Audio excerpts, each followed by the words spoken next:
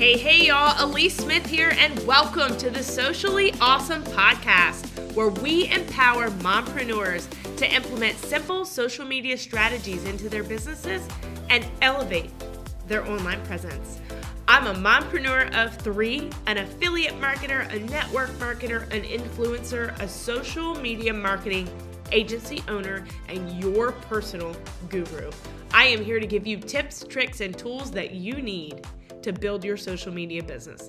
Let's dive in. What's up, y'all? Welcome back to the Socially Ausome channel. Alyece Smith here, and I am so excited today to be talking to you about 9 simple tips to grow your social media audience right now. So as you know, we're always just going to dive right in. We keep these episodes super short for you so that you can get bite-sized content, digest it, implement it, and start growing, okay? So growing a brand requires getting attention from the right people at the right time, okay? It's not just about getting any followers. You need to get your followers, your ideal audience, right? Having thousands and thousands of followers does you no good if they're not people looking for what you have to offer. So there's a few ways you could do this. Paid ads, you can publish more SEO content, you can master the art of social media marketing. There are so many different strategies, but I'm going to give you 9 tips that you can implement immediately. And the biggest thing you need to take away from this is consistency. Implementing these tips for 1 week will not show you the growth that you want. You need to implement these tips regularly, okay? Daily for at least 90 days. And I know that seems like a super long time, but I'm telling you, it's already April of 2023, okay? Can anybody hear me? Like, how are we already 90 days into this new year? Yesterday was Christmas. I don't even know what's going on, but let's dive right in. So the first thing you want to do is you want to choose the right social media channels to get followers. So depending on what your target audience is, depending on what you're offering, not every social media channel is going to offer the same audience, okay? So you need to figure out, where are your people? Facebook, Twitter, TikTok, Reddit, so many different platforms. You can be on all of them. You can cross-reference and cross-use content, repurpose content, but you need to find what are your main platforms, because that's going to be where your people are. Focus your energy there and then just repurpose to the others, okay? The second tip, you're going to optimize your social media profile. What do we mean by optimize? You're going to upload a professional photo, or at least, it doesn't even have to be professional, just of you, right? Your profile picture should be of you. I love my children. I love my husband, but having 5 people in your profile photo makes it really hard for people to know who are they connecting with. So that's super important. And you need to look at what are the dimensions each platform asks for, because the profile photo on Facebook might look completely different than the profile photo on Twitter. Right. So if you don't resize it, you're looking at, you could have a blurred image, you could be cut off on the top. Also, always check, this is a ninja tip, always check it on mobile as well. If you're using desktop, or check it on desktop if you're using mobile, because sometimes when you upload, especially with like cover photos, it'll cut off a large piece of that. So you want to make sure that you're not uploading some super important information on your cover photo and then it's half cut off, right? That's important. Make sure that you use the same profile picture across all of your profiles. I really encourage people to do this, because it's easy for them to go to another network and say, oh, that's her, right? Versus, wait, this picture is like 5 years older than that picture, and I don't know if this is the same person. So try to be consistent there too, okay? Tip number 3, know your best time to post. You can have all the softwares in the world, all the gurus in the world tell you 10 a.m. is the best time to post. Wrong. You need to know what is the best time for your audience. If my target is a group of 20-something a sorority girls, their time to look at social media is going to be completely different than the mom that gets up and goes to the gym at 5 o'clock. Can I say hello? Yes. Hi. Yep. Working on that. Being consistent at the gym. But what I'm telling you is your audience is going to be different. So you need to know what is best for your audience, not just what the platform recommends.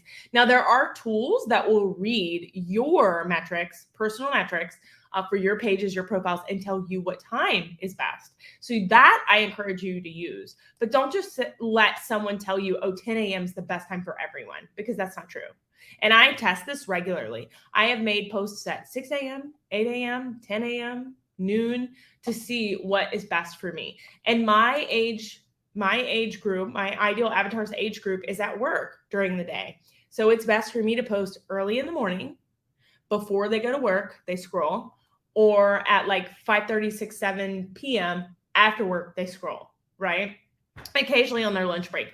But depending on, what I'm posting, if it's super important content, which it should be, you shouldn't be filling your feed with nonsense, then I tend to stick to those times, okay?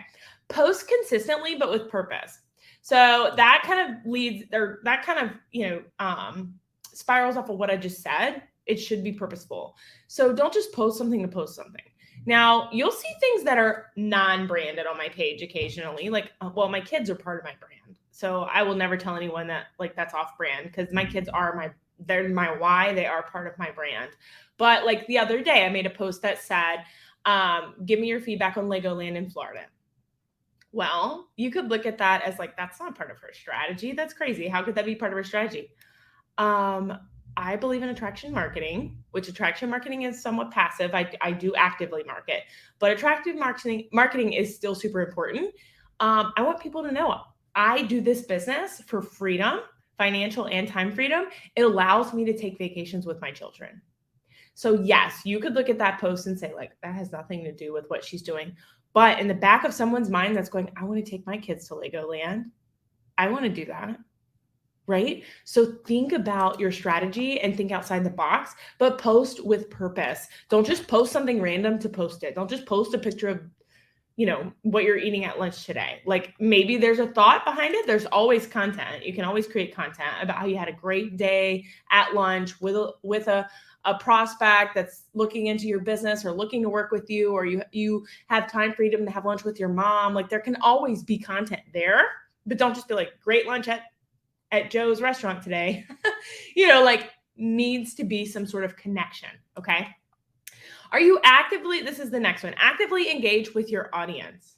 So don't just post and leave. Like you need to be engaging. You need to be responding to comments. You need to be engaging on their feeds. Connecting with your audience humanizes your brand, and it's key to transforming followers into customers and loyal advocates. 100% important that you do this. Okay. Follow relevant brand profiles. So if I know there's a coach that offers something similar to me, she's got a similar style, or hey, maybe she's got a style that I want and I haven't learned to bring that forward yet, or I adore her brand, right?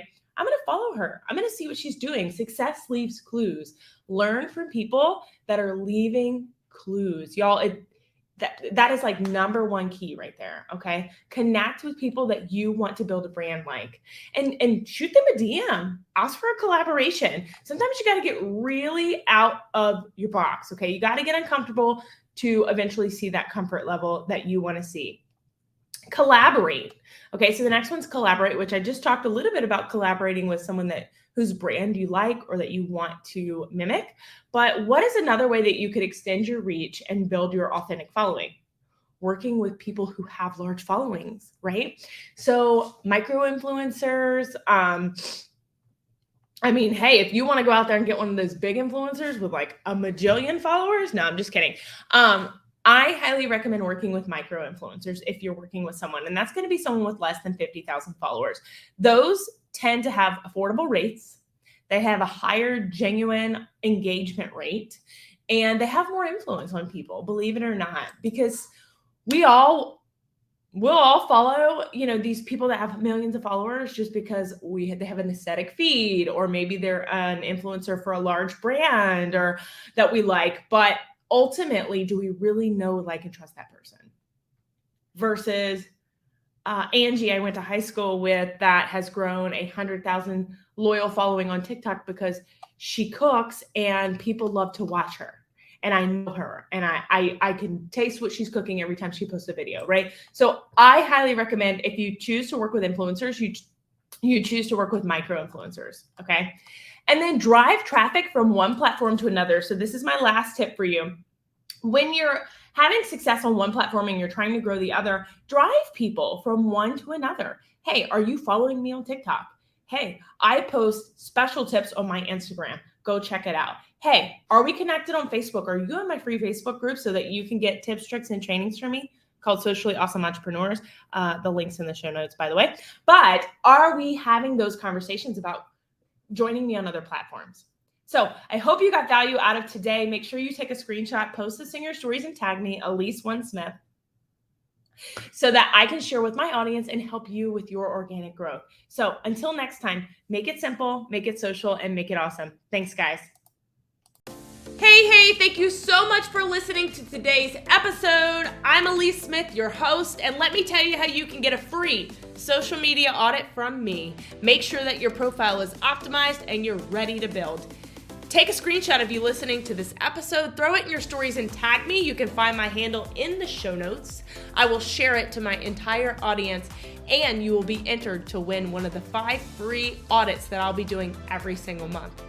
Number 2, if you found any value out of this episode or any of my episodes at all, please feel free to leave a review. It is the best compliment you can give. Lastly, make sure you check out the link to get into my free community, Socially Awesome Entrepreneurs. It's in the show notes. We go live in there weekly with guest trainings and more. Until next time, make it simple, make it social, and make it awesome.